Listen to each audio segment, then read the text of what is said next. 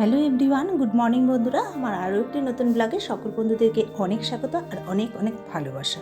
তা দেখো বন্ধুরা, সকালে না বাসি কাজ করে একটু চা খেয়ে বড় দোকানের দিকে বেরিয়ে গেছে, আর আমিও বাজারের দিকে বেরিয়ে গেছে। আর এখন সকাল সকাল না বাজারে না গেলে মাছটা আর কি পাওয়া যায় না, যদিও আজকে মাছ পাইনি বন্ধুরা। তা বাড়ি চলে এসেছি বাজার করে, আর এখান থেকে না বাড়ির সামনে থেকে একটু ফুল গাছ যাচ্ছিল, আবার ডাকলাম, দেখে একটাই বেলি গাছ ছিল, জবা গাছ ছিল যদিও, নেইনি আর কিচ্ছু, বেলি ফুল গাছটাই নিয়ে নিলাম। তাই বললাম যে তোমাদের কাছে যদি আরও থাকে কখনো এনো, তাহলে আমি নেবো বেলি ফুল গাছটা। খুব ভালো লাগে জানো তো, বেলি ফুলের গন্ধটা ভীষণ সুন্দর, তাই না বলো? তা দেখো এসেই জামাটা না কোনো মতে একটু চেঞ্জ করলাম, আর প্রচণ্ড বাইরে রোদ আর গরম, আর এখন গাছটাকে লাগানো যাবে না, লাগালেই গাছটা মরে যাবে জানো।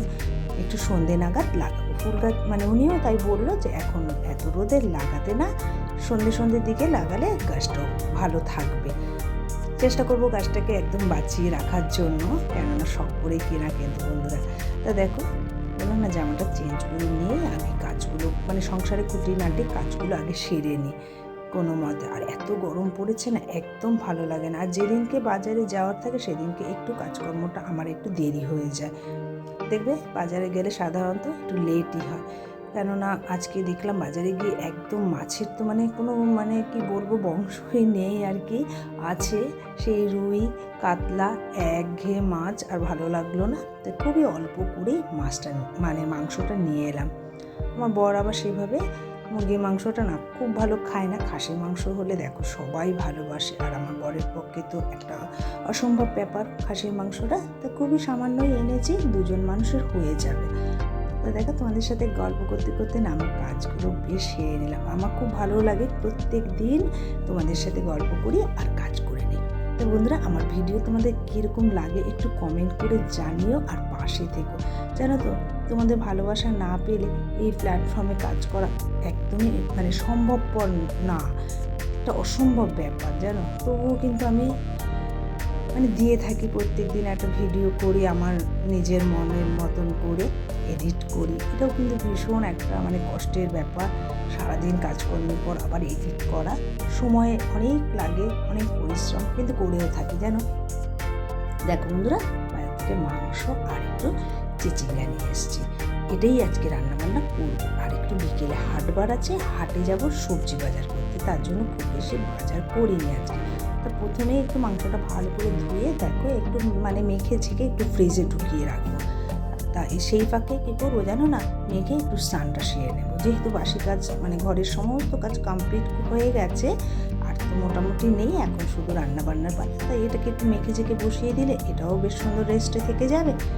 আর ওখানে চিচিঙ্গা আর এটা পেঁয়াজটা মাংসেই দেবো, আর চিচিঙ্গাটা পেঁয়াজ দেবো না, চিচিঙ্গা পেঁয়াজ দিলে ভালোও লাগে না।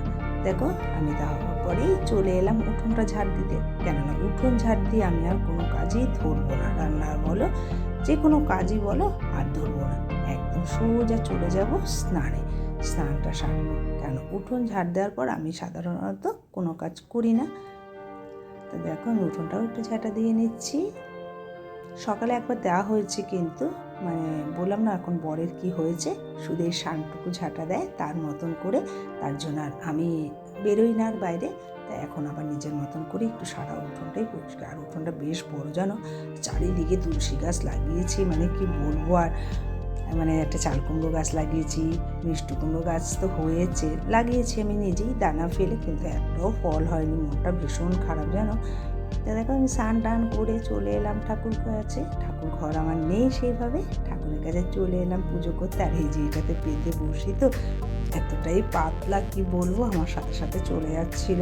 ঠাকুর বাসনটা মেজে বসে একবার একটু জল নিয়ে চলে এলাম, এবার একটু ঠাকুরকে পুজো দিয়ে নিই, মনটা খুব শান্ত করে ঠান্ডা মাথায়। আর দেখবে পুজো দেওয়াটা যে ভালো লাগে, পুজোর পরে আমার সত্যি জানো না, সকাল সকাল পুজো না হলে না আমি কোনো এনার্জি পাই না। ধরো যদি আমি একটা নাগাদ কখনো হয় না যে বলবো না, হয়ে যায় 12টা 1টায়, তখন আমি একদম এনার্জি পাই না কাজকর্মে। তা দেখো বন্ধুরা, পুজো টুজো দিয়ে এসে না চিচিঙ্গাটাও বসিয়ে দিলাম। আজকে চিচিঙ্গাটা সেদ্ধ করিনি, ঢাকা দিয়ে রান্না করে নেবো। আর এখন লবণটা দেবো না, কেননা প্রচণ্ড জল বেরিয়েছে। দেখো বন্ধুরা, আমার চিচিঙ্গাটাও কমপ্লিট। হলুদ শুধু কিছুই লাগে না, এর মধ্যে সর্ষে ফোড়ন আর হলুদ লবণ দিয়ে একটু নাড়াচাড়া করে নামিয়ে নিলাম। আর ওদিকে তো ভাত বসিয়ে দিয়েছি, এবার মাংসটাও বার করে নেব।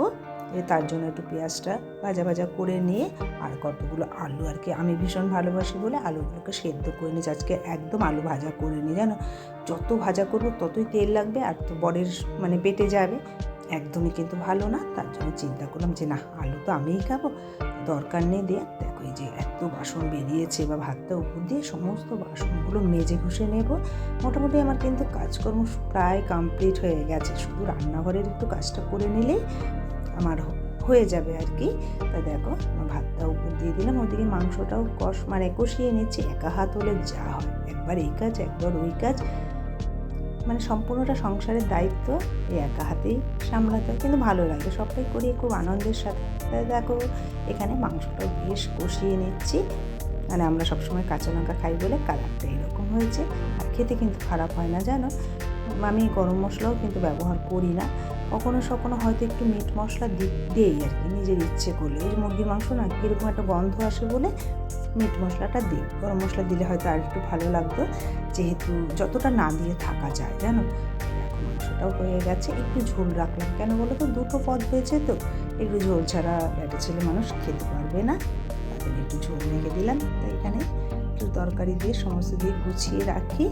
আর এখন মোটামুটি কাজ একদম কমপ্লিট হয়ে গেছে, আছে কাজ কিছুটা, জানো না বরের জলগুলো এখনও বোতলে ভরা হয়নি, গোছানো হয়নি। সংসারে কাজ কি কম, সারাদিন করতে পারলে যেন সারাদিনই কাজ হয়। কোথা থেকে যে এত কাজ আসে জানি না, খুঁটিনাটি এত পরিষ্কার করে কিন্তু কাজকর্মগুলো করি, তাও যে কীভাবে কাজ আসে জানো না। আবার কিছুক্ষণের জন্য হয়তো দোকানে যেতে হয়, ওটাও আর একটা মানে কি বলবো, এই গরমের মধ্যে বিশেষ কাজ আর কি, প্রচুর পরিশ্রমের কাজ জানো না। দোকানে যদিও বা কিছু না করি, রোদে পুড়ে বসে থাকতে হয়। তাই বরকে বলছি, দিন দিন যেন একদম কেলে ভূত হয়ে যাচ্ছে জানো। কী আর করবো বলো, বরের সাথে গিয়ে একটু হেল্প করি, মানে নিজের কিছুটা সময় বাঁচলে যে নিজের জন্য নেব, কখনোই নেওয়া হয় না। তো দেখো তোমাদের সাথে গল্প করতে করতে জলটাও কিন্তু মানে ভরা হয়ে গেল, এটা আমার পরের জল, 3টে বোতল হয়নি, পুরোটা হয়ে যাবে। তা চলো বন্ধুরা, আজ এই পর্যন্ত রইল, টাটা, অন্য কোনো ব্লগে দেখা হবে, ভালো থেকো।